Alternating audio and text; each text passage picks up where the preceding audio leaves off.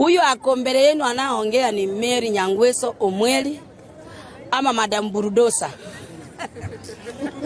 Ukweli mimi ninaongea kidogo nikiwa na huzuni kwa sababu leo ni siku ya maandamano.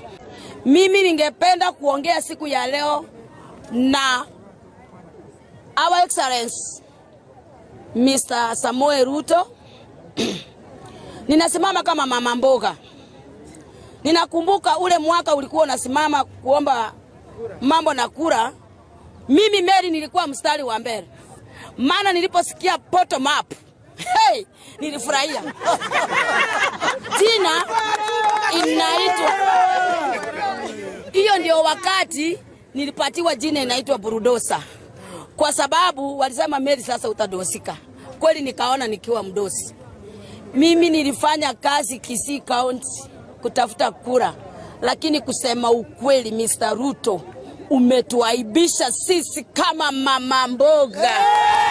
Sisi mama mboga tuko na aibu kubwa sana. Maana hakuna kitu umetujali kama mama mboga.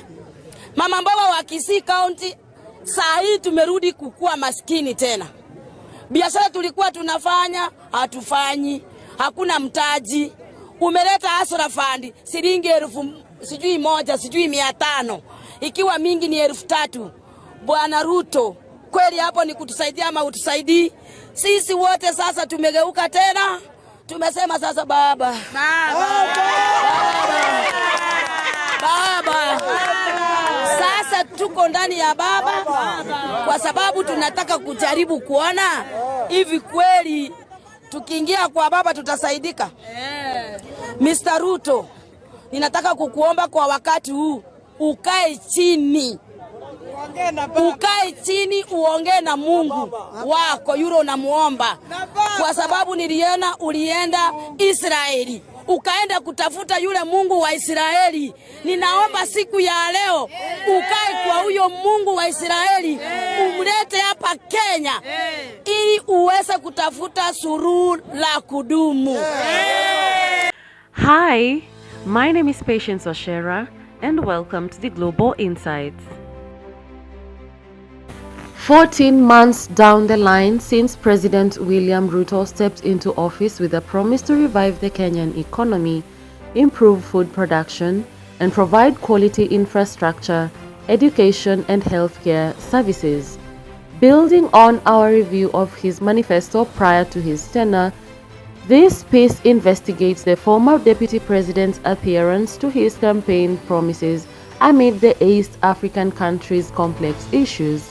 In recent years, the country has struggled with rising inflation and interest rates, fiscal distress, structural weaknesses, and imbalances in the real economy, with an unemployment rate of 5.6%, an average inflation rate of 6.3%, and an average annual gross domestic product growth of 4.4% over the last decade. The country continues to experience a disconnect between its impressive GDP growth and the economic struggles of its citizens. We identified 3 primary challenges: external shocks, fiscal distress, and structural imbalance that heavily strained our economy, causing nationwide difficulty. Elected on the promises of a bottom-up economic transformation, President William Ruto has taken several early actions in line with his pledges of economic transformation. President William Ruto was elected on a campaign of lowering the cost of living. 14 months later, Kenya is embroiled in a contentious discussion over the Finance Bill 2023, which intends to boost revenue as the Kenya Kwanza government seeks to collect more from Kenyans. The commercial heart of East Africa, Kenya, was not spared the fallout of the COVID-19 pandemic and war in Ukraine that brought pain to economies around the globe, and its recovery was hindered too by a record-breaking drought. The COVID-19 pandemic, coupled with global supply chain disruptions and geopolitical conflicts, significantly raised inflation and interest rates, adversely affecting our economy, while low agricultural investment and a prolonged drought led to food shortages and made Kenya a net importer of food in a volatile international market. But some problems are self-inflicted. Analysts said that a belief that has taken hold even among some William Ruto supporters. Kenya's economy is saddled with $69 billion in debt, and the shilling has lost 30% of its value against the dollar in 18 months. The production of a raft of new taxes, particularly the doubling of VAT on fuel, eroded purchasing power further.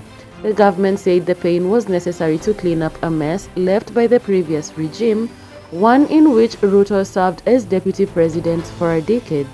Say it yourself, there is myth, there is rumor, there is perception, and then there is reality. The reality is that China is not our largest debt holder. We have huge relationships with the World Bank, with the IMF, with the European Union, with the US, with many other destinations. And the same way the relationships are mutual with others, it is mutual between China and Kenya.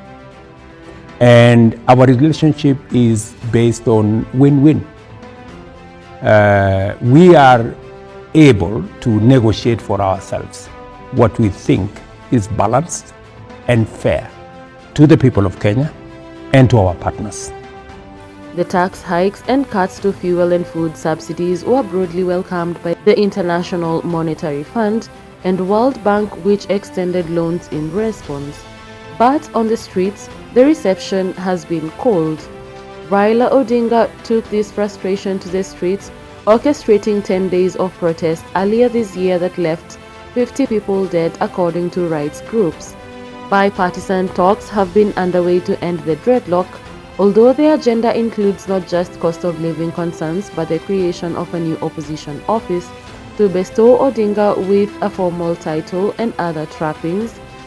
In his first year, Ruto has cultivated an image on the world stage as a champion of the environment and a crusader for reform of global lending institutions. Some critics have accused Ruto of conflicted priorities, hosting summits and traveling abroad while his so-called hustler nation tightens its belts. Ruto has acknowledged that his government is having a tough time in delivering what it promised in the campaigns leading up to the elections.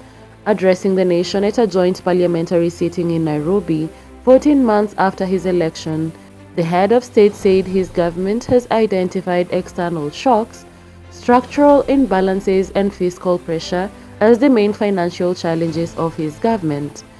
They are the reason that the government has been unable to deliver what it promised taxpayers during the campaign. Ruto, whose campaigns focused on lowering the cost of living and making lives better for the ordinary people, said that his government is in the process of lowering the cost of agricultural production, which in the end will ultimately cut the cost of food and other essentials. However, he acknowledged that the rise in the cost of living is affecting each household in Kenya, although his justification of what the government is doing did not sit well with some Kenyans. Some leaders from the opposition coalition boycotted the address, alleging that it would not change the status of Kenyans, nor would the president paint a real picture of the economic state of the country. The chairperson of the Presidential Council of Advisers, David Ndei, in a previous media interview, distanced Ruto's government from the current financial hardships facing Kenyans, claiming it is a mess that was inherited from the previous regime that massively borrowed but misused the money. Speaking at a separate function at the Jaramogi Oginga Odinga Foundation in Nairobi, opposition chief Raila Odinga said Kenya is in a financial hole and the cost of living is not going down anytime soon. The government defends the new taxes, now temporarily suspended by a court, as necessary because of the country's high debts. It accuses the previous administration of massively adding to the country's debt burden by spending huge amounts of money on infrastructure projects that did not help the ordinary Kenyan. Mr. Ruto served in the previous government as deputy president but distanced himself from it after falling out with the then President Uhuru Kenyatta. He and government officials have told Kenyans that paying the taxes is a short-term sacrifice for the future of this country. However, economic analyst Odhiambo Ramogi says he is convinced that the president's intentions are noble, though the methods are wrong. He says the government should first cut waste before asking ordinary Kenyans to pay more.